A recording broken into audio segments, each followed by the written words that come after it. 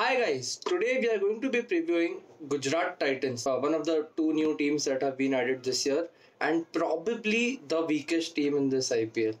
So, usually what we do is we start with the playing 11, then we assess the strengths and weaknesses, and then we, make our predictions. But for this video, I can definitely make my prediction from the start. नहीं होने वाले qualify, नहीं होने वाले Gujarat Titans qualify नहीं होने वाले. And if somehow they manage to win the IPL this season, it will be a bigger story than Rajasthan Royals winning the first IPL season. Definitely, like ये लोग ज़्यादा underdogs होंगे than that RR team in the first IPL season. Definitely.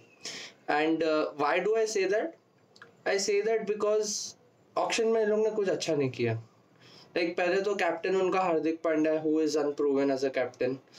He was asked about captaincy and he said मैंने school में under 16 के time पे captaincy की है. तो you can definitely assess the level of experience that he has in the captaincy. Although he might do good, he might not, मतलब it's yet to be known. Basically किसी को मालूम नहीं है वो कैसा करेगा.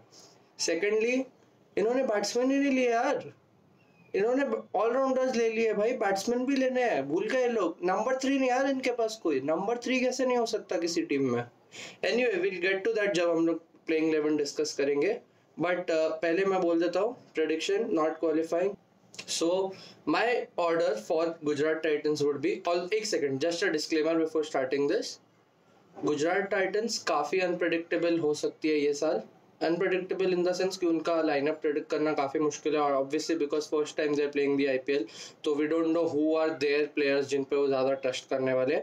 एंड सेकेंडली, उनके पास ऐसे कोई फिक्स्ड खेलने वाले लोग हैं ऐसा भी नहीं है लाइनअप में. लाइक बहुत लोग के रिप्लेसमेंट्स भी हो सकते हैं. तो this is just what I feel would be the lineup for them. मैं बस वो बताने वाला हूँ. सो या, एनीवे स्टार्टिंग.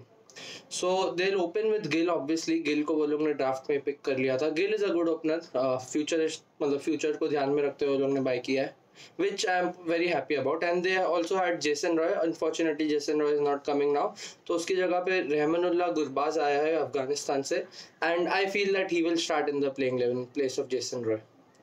One down, उनके पास कोई नहीं है. They do not have an anchor at number 3. कोई नहीं है. तो मैं विजय शंकर के साथ जा रहा हूँ because I feel that he is responsible enough now to play at number 3. But again, that is only because lack of options. अगर कोई better number 3 होता तो I would have gone with him. 2 down, I am playing the captain Hardik Pandya. I feel Mumbai में रह रहे के अब सीख गया बंदा बैटिंग करना.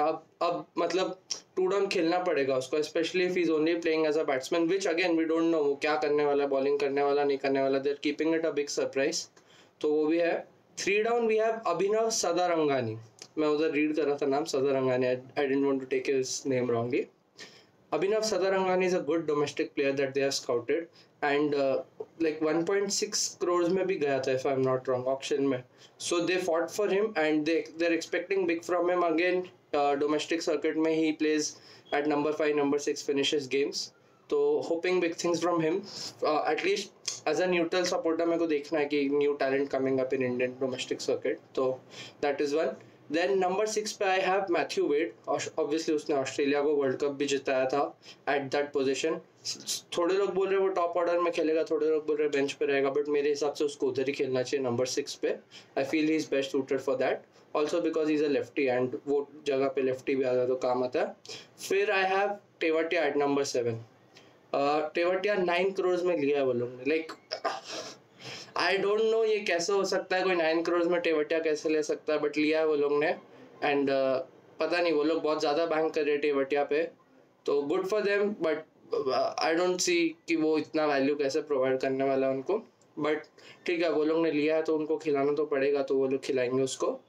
And then they have Rashid Khan who obviously is the probably the best spinner in T20s, तो उसमें कुछ डाउट नहीं है. Then they have Shami and Ferguson. ये भी फिक्स है. फर्गसन वो लोग ने लिया है 10 करोड़ में. शमी तो है उनका, शमी भी उन्होंने बहुत महंगे में लिया. I don't remember the exact number, but yeah they are banking on Shami to perform very well too. And last एक स्पॉट बचता है which they are going to go ahead with R Sai Kishore, who again is a left arm orthodox bowler in the Indian domestic circuit. काफ़ी कम economy भी है उसकी, like he is a very economic bowler.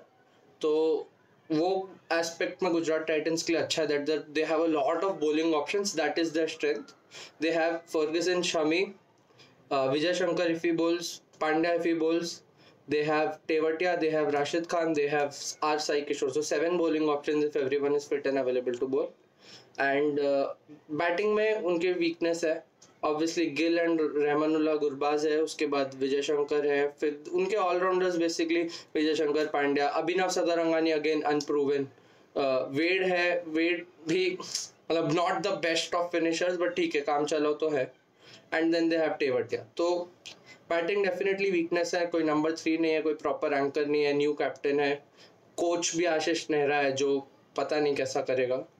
तो all in all not expecting a lot from Gujarat Titans, बस एक filler team जैसे मैं उनको गिन रहा हूँ. And hopefully they can surprise me और कुछ अलग कर दे, but I don't see it happening. And bench strength पे अगर बात करो तो they have a few good options on the bench. They have Miller, they have Saha, they have Jayant Yadav, they have Alzari Joseph, they have Gurkirat Man Singh. All these players can come in at different times of the season and maybe one or two of them will start from the start as well. But in my predicted lineup, I don't see them starting, and that's why I put them in the bench. और हाँ, this is my Gujarat lineup. बड़ी चले ज्ञान दिन पहले से जो फिरते थे अकड़ दिखा के अभी देते मीठे वादे फले रो, बोला तुझे येड़े चली करेगा तो दया ना मिलेगी, फिर अकेले खड़े नाचे सनेड़ो.